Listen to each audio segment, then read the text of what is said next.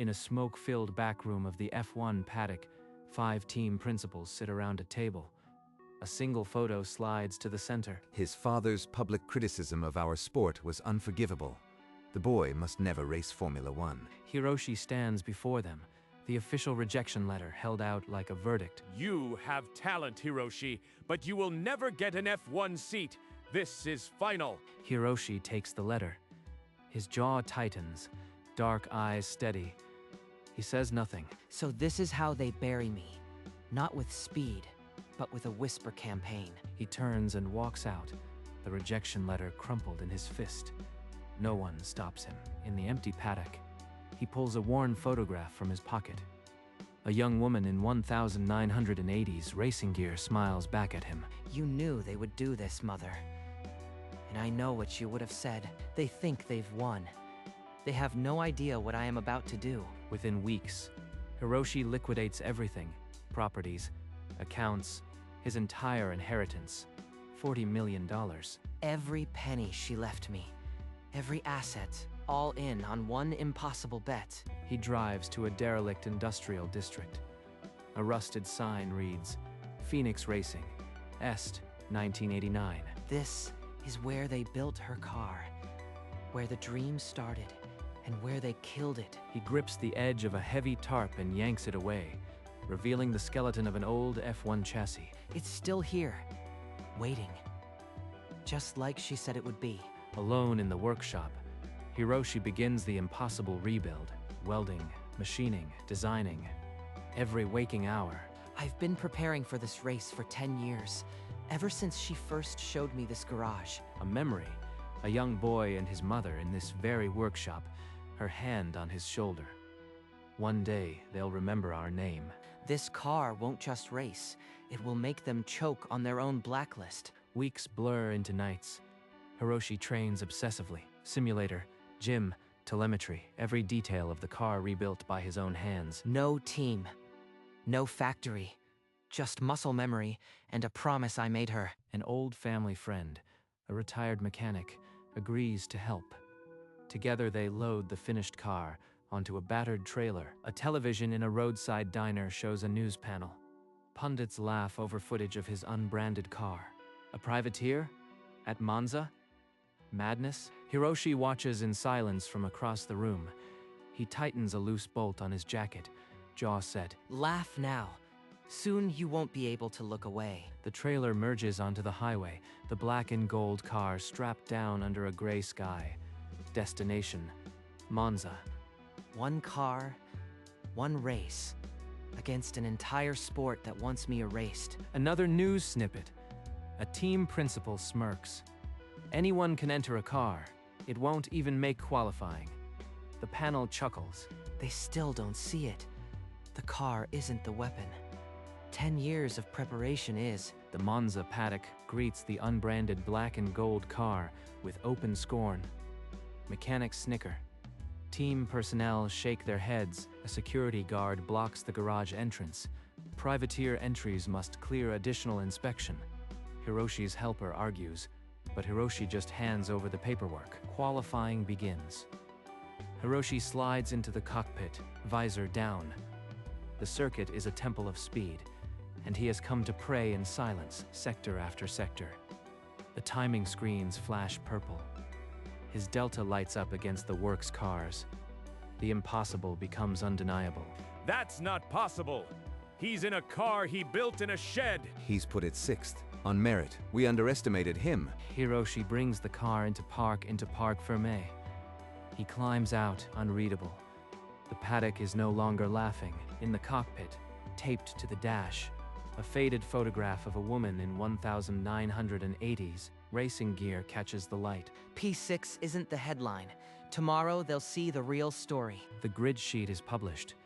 Hiroshi, in a car with no sponsors, no factory, no support, will start the Italian Grand Prix from 6th place. Lights out. The Italian Grand Prix erupts into chaos. 20 cars funnel into turn 1, a blur of carbon fiber and ambition. Grip is low. Everyone's overdriving. I can see the gaps before they form. Hiroshi threads through the madness. 2 cars touch and spin ahead. He avoids by inches, exits the chicane in P4. Clouds building in Sector 3. Radar showed nothing, but the wind has shifted. Rain in 15 minutes. Look at those clouds! If it rains, that kid's little adventure ends. He's on his own in there. No engineer, no weather data, no strategy team. If it rains, he'll be guessing while we execute. They think weather is data, weather is feel, and I've been feeling this track for 10 years. The first drops hit the circuit. Cars ahead hesitate, their drivers unsure of the new surface. Hiroshi's pace does not waver. He radios his helper in the pit, the only voice on the channel, calmly predicting the downpour's intensity. He has done this alone before. Stay on intermediates. Everyone will pit too early for wets. That's my window. The sky opens. Monza becomes a river.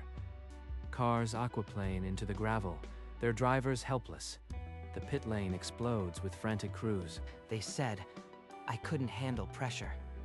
Pressure is just water. I've been drowning since I was 11. Hiroshi dives into the pit lane.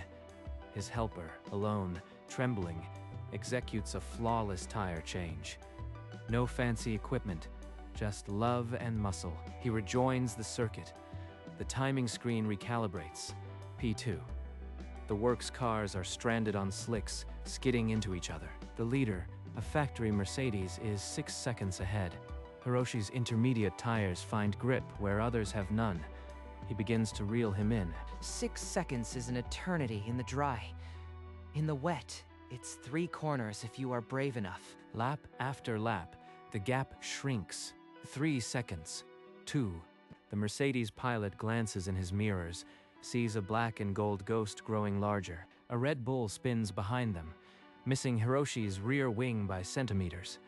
He does not flinch. His focus is absolute. The photograph on his dash is soaked with condensation. He can barely see his mother's face. He doesn't need to. He knows it by heart. Your name will be on the podium, Mother. I swear it. Hiroshi closes to within a car length. The Mercedes weaves, blocking every line. Wheel to wheel through Curva Grande. Spray blinding. He's protecting the inside. He'll leave the outside open at Parabolica. That's where I strike. Into the final corner. Hiroshi swings wide. The Mercedes turns in, but the black and gold car refuses to yield. Wheels almost touch. This one's for you. He powers out of the corner and crosses the line first. The grandstands erupt. Hiroshi has taken the lead of the Italian Grand Prix. That maniac just passed him around the outside. In this rain. Who the hell is this kid? He's not even a proper driver. He's a ghost who bought a car. And now he's leading us. Not a real driver. I'm the only one who built his own car with his own hands. The gap begins to grow. Hiroshi finds rhythm in the wet, his car eating the soaked asphalt. The pack falls behind. They'll call it luck. They'll call it a fluke. But they can't call it nothing. I'm leading Monza. The rain redoubles. Visibility crumbles to nothing. Race control crackles on the radio. Red flag possible. 15 laps remain. Hiroshi must pit alone. No crew of 20, no calibrated choreography. Just one man and a prayer. Slow is safe. Safe keeps us in P1. Trust the man who built this car with me. The stop takes 7 seconds. An eternity in F1. The chasing pack with their battalions of mechanics peel out in 4. Hiroshi rejoins still in the lead, but the gap has evaporated. The Mercedes, the Ferrari, they smell blood in the water. Less than a second now. One mistake, and they swallow me whole. The Ferrari lunges into Ascari. Hiroshi holds the inside line, tires screaming. The red car falls back, but only just. 10 laps to go. The rain is relentless, but Hiroshi's pace does not waver. He is not merely surviving, he is extending. They think pressure breaks me. It only reminds me why I am here. The gap stabilizes at 8/10. Behind, the works cars squabble amongst themselves. Ahead, only the unfinishable circuit as the rain hammers against his visor. Hiroshi's mind slips backward, 10 years, to a dusty garage and a whispered promise. They took Phoenix Racing from me, Hiroshi. The big manufacturers, They forced us out, but the team never died. I kept the chassis, the secrets. One day, if you want, you can bring us back. I know it's a lot to ask, but promise me you'll race Phoenix again. I didn't understand then. I just knew I'd never break a promise to her. She died 6 months later. In her will, the entire inheritance, locked for years, earmarked for one purpose, the revival of Phoenix racing. She planned this. She knew they would block me, just like they blocked her. And she gave me the weapon. His hands gripped the wheel. The rain, the pressure, the years of solitude, all of it crystallizes into a single, unshakable truth. This isn't just a race, it's a resurrection. Back in the present, the gap holds steady. But now, every corner carries the weight of a mother's dream. After she died, I didn't cry. I opened an engineering textbook. I had a chassis to understand. He traded teenage years for telemetry. No friends, no holidays. Only the impossible dream of restoring Phoenix racing. He learned machining from retired mechanics, aerodynamics from old textbooks, and discipline from waking before dawn every single day for 10 years. When his father was blackballed and died bitter, Hiroshi only tightened his grip on the plan. He would not beg for a seat. He would build his own. At his father's deathbed, he held a hand that had once lifted him into a go-kart, and he swore silently Phoenix would rise. They stole her dream. They stole his career. But they never touched the plans I drew every night in that dusty garage. Back on the wet asphalt, the gap becomes a chasm. 5 seconds, 6. The works cars are no longer racing Hiroshi. They are racing each other for second. He's not slowing down. He's pulling away. We can't catch him. This is a disaster. They're not chasing me anymore. They're just trying not to lose too hard. That's the difference. I'm not here to survive. I am here to win. With 5 laps remaining, a low, menacing vibration joins the reins' percussion through the steering wheel. The left rear wheel nut. The solo pit stop. Our one torque wrench wasn't enough. It's backing off. The car shudders under braking, a death rattle through the chassis. A red warning light blinks on the dash. Wheel nut torque. Pit and lose everything. Stay out and risk catastrophic failure. The choice pulses like a second heartbeat. Hiroshi, we see the torque drop. You have to box. Please. He glances at the dash. His mother's photograph smiles through the condensation. She didn't yield. She raced until they forced her out. I refuse to yield now. He clicks the radio off. The vibration worsens. He ignores it. I built this car with my own hands. If it can't survive 5 more laps, then neither can I. He sweeps through Parabolica, the wheel wobbling violently. The gap stops shrinking. Phoenix Racing refuses to die. 4 laps to go. The left rear wheel wobbles so violently the steering wheel threatens to rip from Hiroshi's hands. Every corner is a negotiation with physics. Feather the throttle. Don't upset the rear. The gap, once 6 seconds, erodes to under 1. The Mercedes and Ferrari are now a single orange and silver blur in his mirrors. Through the Variante Ascari, the car snaps sideways. A spike of oversteer born from the loose wheel. Catch the slide. No lift. No panic. Let the car find its grip. He wrestles the car straight, but not before the Mercedes lunges, wheel to wheel for half a lap, spray blinding them both. He's quicker, but he's afraid. I can see it in his twitches. He won't risk the outside. Hiroshi holds the inside line through Parabolica. The Mercedes falls back, unable to commit. The gap, 0.3 of a second. 2 laps. The car is screaming, but so am I. We will not break. Through the final chicane, the wheel wobble becomes a death rattle. But the checkered flag looms, a promise at the end of chaos. Exiting the final corner, the left rear wheel finally wrenches itself free. Sparks shower the wet asphalt, but momentum carries the crippled car across the line. The checkered flag waves. Hiroshi Katsuki wins the Italian Grand Prix by 0.2 of a second. I promised you, Mother. We did it. In the pit lane, his sole helper slides down the wall. weeping into his helmet. He actually won with a broken car. We blacklisted him, and he just beat every single one of us. The Monza grandstands become a roaring ocean of flags and tears. The privateer has humbled the factory giants. Hiroshi's car coasts to a halt in the runoff, smoke billowing from the missing wheel hub. This isn't just a victory.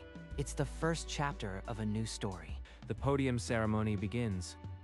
Hiroshi steps up, the Italian national anthem swelling. He holds the trophy like a sacred artifact. This weight, it's not metal. It's a promise kept. He descends, and instead of celebrating, he walks to his crippled car, tugged by unseen gravity. He reaches the side pod, where a thick black covering hides something. With a sharp pull, he tears it away. Beneath it, cursive gold letters, Sakura Katsuki. Below, the original Phoenix Racing logo, dated 1989. They said I'd never race F1. They forgot you can also race against F1. The crowd, initially confused, erupts in understanding. The personal becomes epic. Phoenix Racing will return.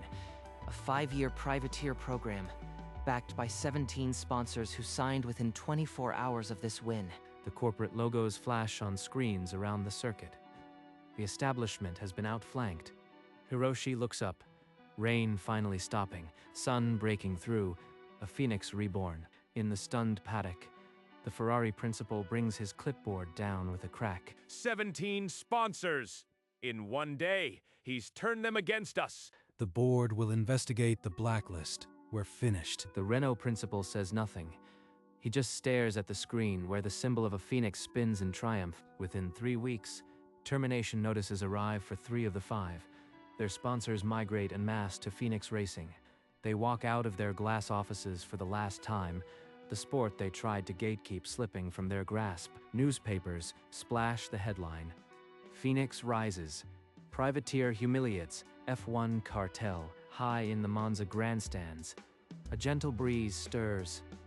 A ghostly figure in 1980s racing gear smiles. Sakura Katsuki's promise has been kept. Her son has brought Phoenix home, and for a brief moment, the paddock falls silent, as if the circuit itself remembers her name. Months later, the Phoenix Racing factory hums. Hiroshi, now team principal and driver, walks the sunlit floor. In a private corner, he places his mother's helmet on a shelf, beside her old trophy.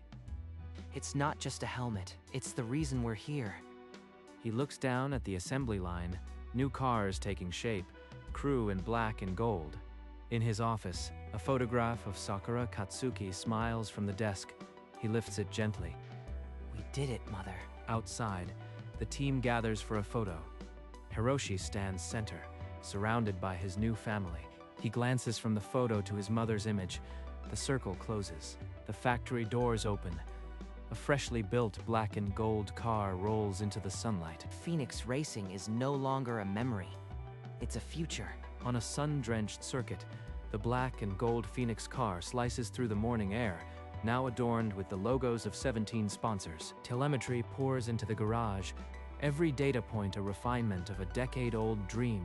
In the grandstands, a child waves a Phoenix Racing flag, eyes wide with wonder.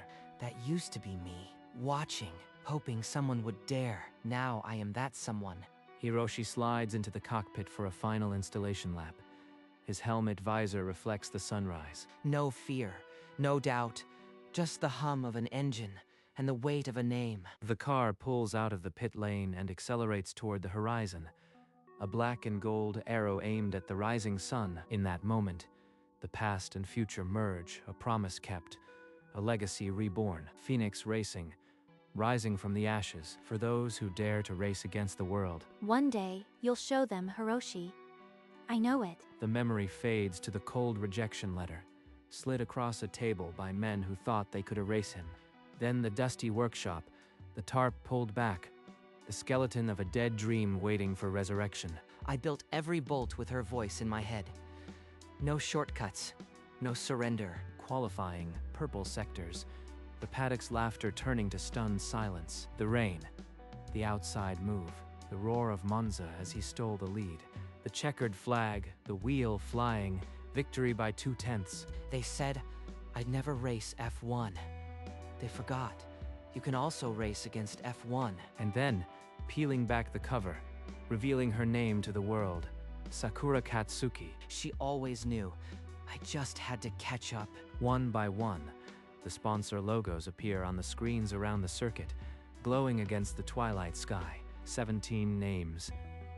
17 believers in a privateer who dared to challenge the world. Each one a symbol of a sport changing, a cartel shattered, a promise vindicated. They flocked to Phoenix within 24 hours of the win, abandoning the factory giants. The final logo fades in.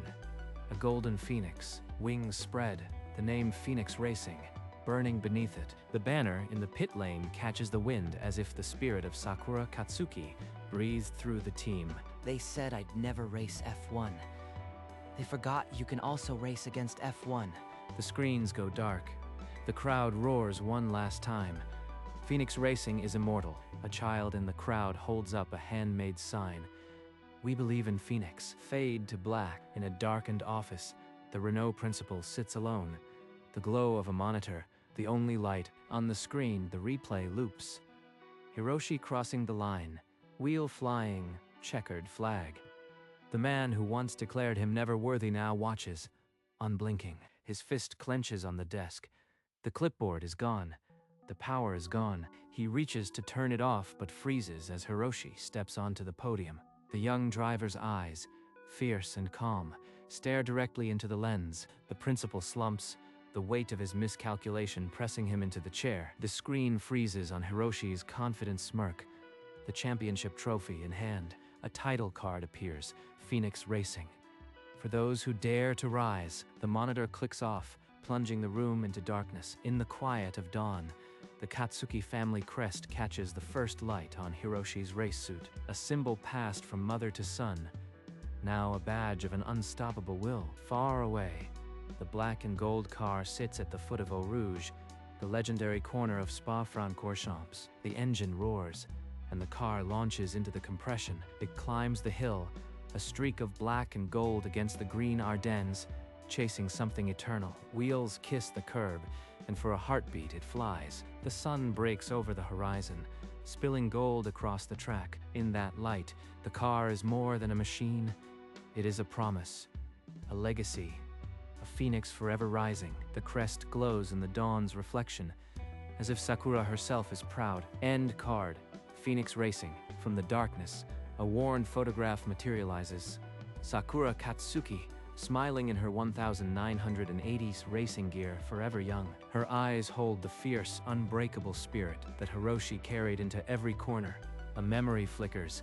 She stands in the Monza grandstands, a phantom breeze lifting her hair, watching her son win. Now, the photo rests in Hiroshi's hand, the edges frayed from years of being his talisman. He traces her face with his thumb, then places it beside a freshly signed contract for the next season. The Phoenix Racing factory hums below, a chorus of welders and engines building the future she dreamed. On the wall, the golden Phoenix emblem seems to glow, a silent promise fulfilled. A title card fades in Phoenix Racing. For those who dare to rise, the image softens, the colors blending into a gentle eternal dawn, and then the unmistakable roar of an engine, reverberating defiant, alive, fills the void.